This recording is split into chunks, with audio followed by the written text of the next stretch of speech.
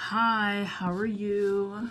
Tony's right. So I'm batching these videos to talk about various things. So this is going to go up during the week of Thanksgiving because I'm dipping out. No, I'm kidding. So I'm going to just show you recent book purchases, and my to be read TBR books.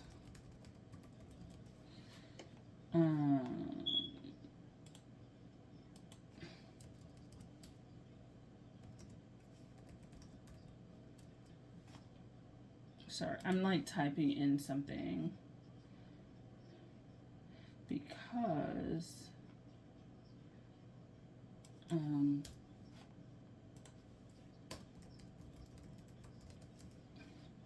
I'm trying to see the book because I don't have the book with me. Okay, all right, cool. So I'm gonna show you the books that I got recently, and then some of the books that are on my TBR, because these are all going to be my TBR, but these are just like new books that I've gotten in, and then TBR for the winter carrying over. The first well, let's do the purchase things first. So I got December 2025's poetry. For some reason, I totally missed November. I don't know where November went in terms of like at my Barnes & Noble. I don't know. It's like they never put the fucking November up. And then, yeah, I feel like they never put November up. And then, like, I went thinking November was going to go up, and they just had December. And I'm like, bro, like, what the fuck? Like, yeah, and the other Barnes & Noble that I go to doesn't even carry poetry like that. So it's just like I missed November, and I'm kind of annoyed by that. Because I really liked trying to do the translations and stuff like that. So, yeah, it kind of annoys me. So, but this is TBR. TBR. So, yeah, after my classes, I'll be wrapping up my internship, and I'll like just start reading, because I also need to read to get enough examples and stuff like that with regards to like just examples to use for my own writing, right? Next is Peculiar Heritage by Demisty D. Bellinger. It's a poetry collection. So I got this at the Baltimore Writers Conference, and yeah, I'm just going to read it because it talks about heritage, and it's something interesting about that for me. My poetry collection does touch on heritage just a little bit, and so I want to just see how people are tackling these topics, how they're tackling the topics that we're talking about, like that I'm talking about, and I just want to make sure that I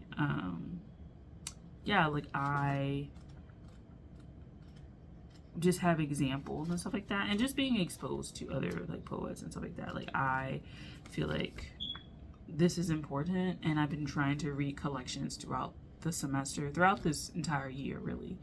Definitely from the summer onward, I've been trying to read to like get myself acclimated to looking at poetry collections and things like that. So this is one that I am interested in. So this is my new purchase in TBR. My finger. And there's that. The last one that I purchased recently, which is like literally this past week, is Taylor Baez, Resting Bitch Face, and I don't know how they're going to do with like the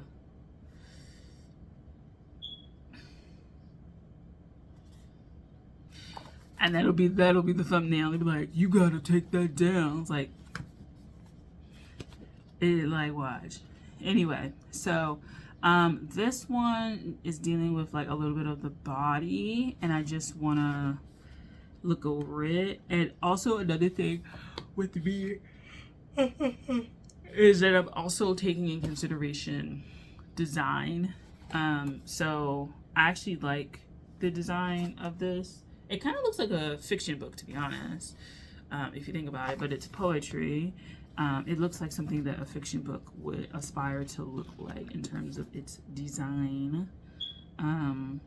Right? Could you say this as a fiction book?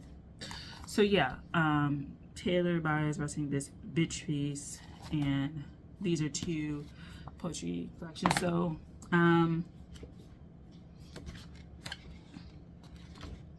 okay, so about this author, Demisty D. Bellinger has an MFA from Southampton College, PhD from University of Nebraska. She has published in many journals and anthologies, including Contrary Magazine, OK Donkey, The Rumpus, Necessary Fiction, and The Small Fictions 2019. She has a poetry chapbook, Rubbing Elbows, printed by Finishing Line Press, and she's a Milwaukee native, but currently lives and teaches in Central Massachusetts and has a website as well. Praise for it and stuff like that. So it doesn't really tell you much about what it is, but yeah, that's that.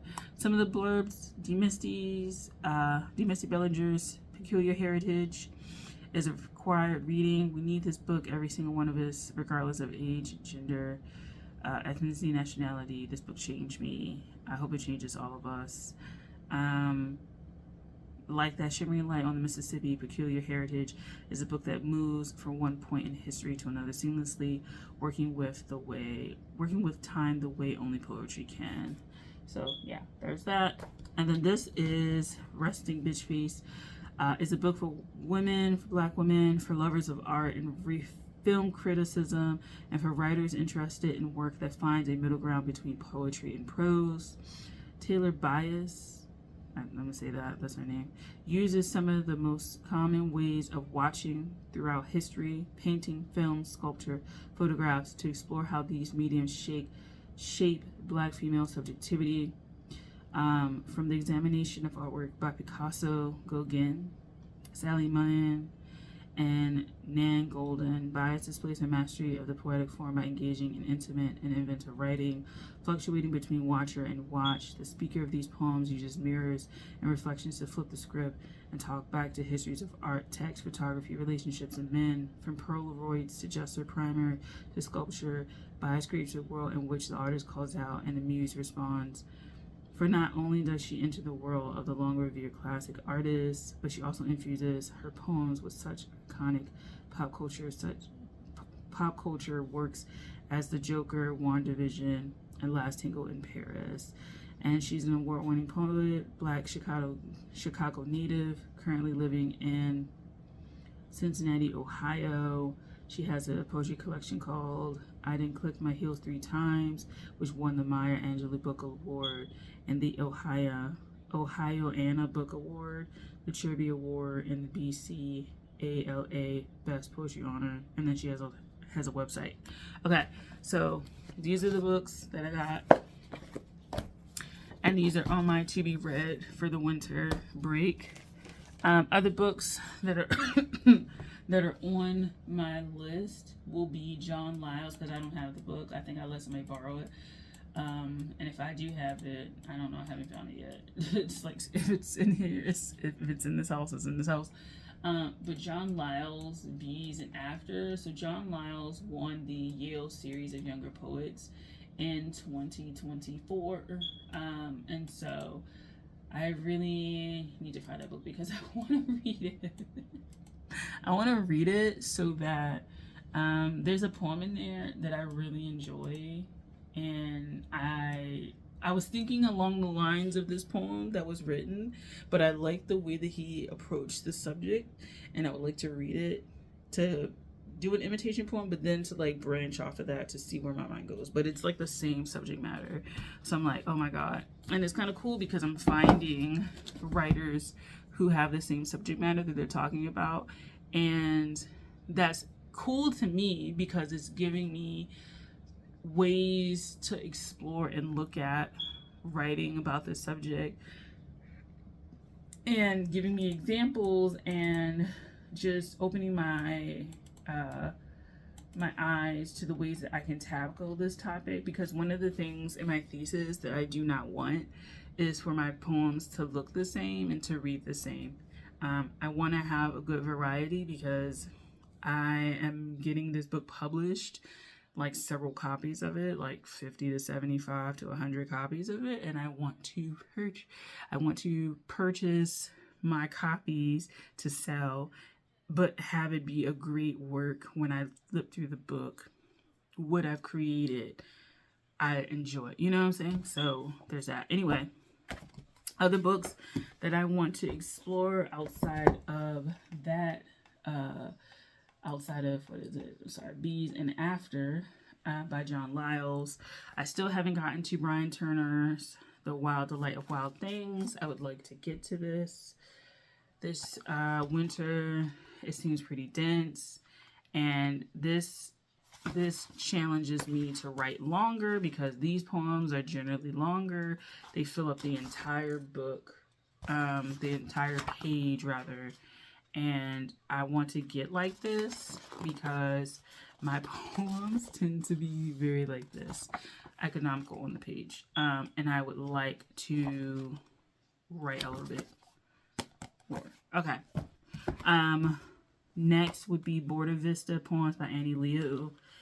Also would like to just finish because I've bought it in the last few months. Want to finish it, so there's that. I'm not necessarily drawn to the subject matter as far as myself and my thesis, but I just want to read and diversify who I'm reading. And I feel like I have a pretty diverse realm of poetry books that I've bought this year, and I like that for myself. So next would be Calling a Wolf by Kaveh Akbar. Got that.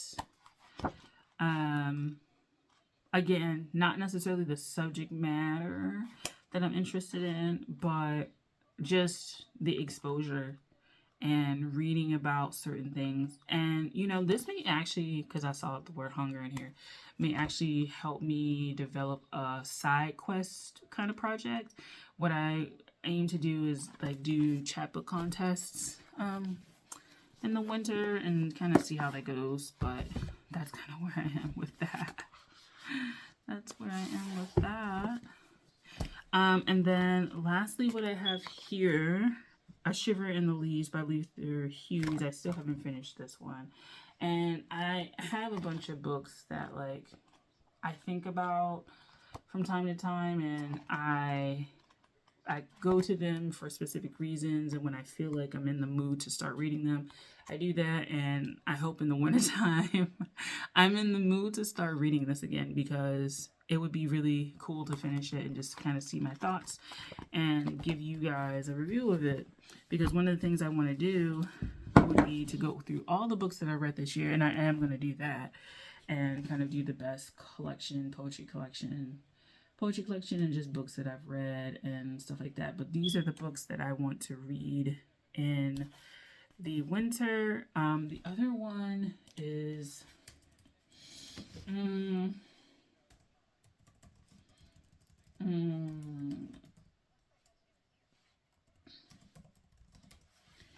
is it this? No. I forget what it's called. Oh my god. Kappa. There we go. That's the other book that I want to read. It's Kappa by Ryunosuke Akutagawa. Akutagawa. There we go. I want to read that one. And that's a short story collection. I already showed you guys what that looks like. But yeah, I want to do a short story collection read of that. Some other poetry books that I am feeling called to. I think it's Sharon Olds. Stag's Leap by Sharon Olds. Would like to read that. And then someone mentioned Alan Ross.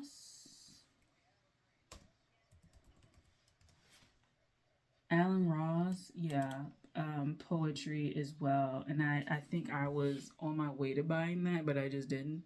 And something else I would like to read also would be start reading plays, because I'm getting interested in plays and stuff like that, and stage plays. And I think that would be something interesting, because I want to write a stage play at some point, and that would be like a cool thing to kind of do. There's also this other book, if I can find it in my thing. Let me see if I can find it. It was a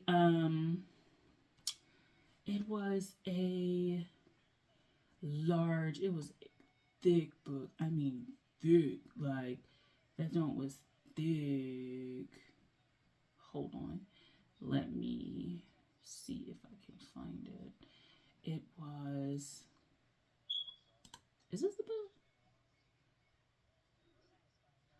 I think it is. Let me see.